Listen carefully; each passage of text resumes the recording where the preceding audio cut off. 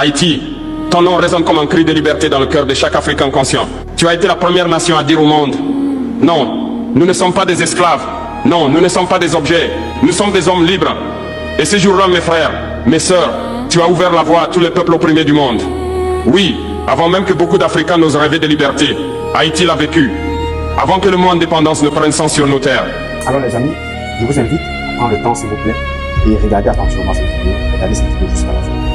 Je suis là pour vous recommander, merci beaucoup parce qu'elle est éducative et regardez cette vidéo. Haïti, peuple de la première terre noire libre du monde, peuple de Toussaint Louverture, de Jean-Jacques Dessalines, de Catherine Flon. Aujourd'hui, c'est avec une émotion profonde que je me tiens ici devant vous. Je ne suis pas venu comme un chef d'État étranger. Je suis venu comme un frère, comme un fils d'Afrique venu saluer les premiers enfants qui ont brisé leurs chaînes. Haïti, ton nom résonne comme un cri de liberté dans le cœur de chaque Africain conscient. Tu as été la première nation à dire au monde, non, nous ne sommes pas des esclaves, non, nous ne sommes pas des objets, nous sommes des hommes libres.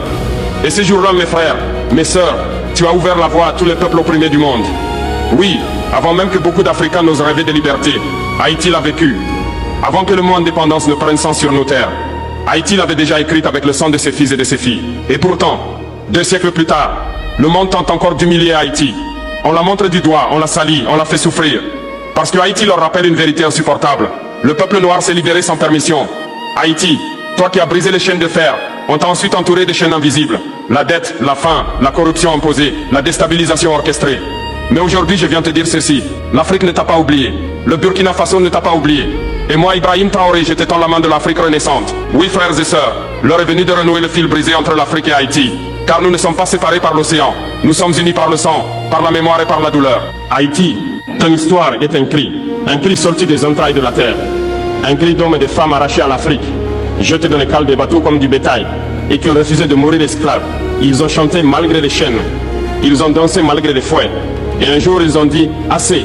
Oui, ce assez a traversé l'Atlantique. Il a franchi les océans. Il a atteint nos villages, nos savanes, nos forêts. Et depuis ce jour, chaque Africain qui se bat pour sa dignité, chaque peuple noir qui refuse l'humiliation, porte en lui une étincelle d'Haïti. Vous êtes le premier peuple noir à avoir écrit son indépendance avec son propre sang. Vous êtes le premier à avoir prouvé que l'homme noir pouvait se gouverner lui-même. Et c'est cela, mes frères, mes sœurs, que les puissances du monde ne vous ont jamais pardonné. Ils ont détruit vos récoltes, ils ont ruiné vos ports, ils vous ont imposé une dette monstrueuse pour avoir osé être libre. Haïti a payé le prix de sa dignité, mais malgré tout, Haïti n'a jamais plié. Merci d'avoir pris le temps de regarder la vidéo. À la carte, on va partager ici, si ce que nous partageons ici est important, éducatif, mais surtout frais. Alors abonnez-vous, regardez. Frère, à vos sœurs, je vous remercie.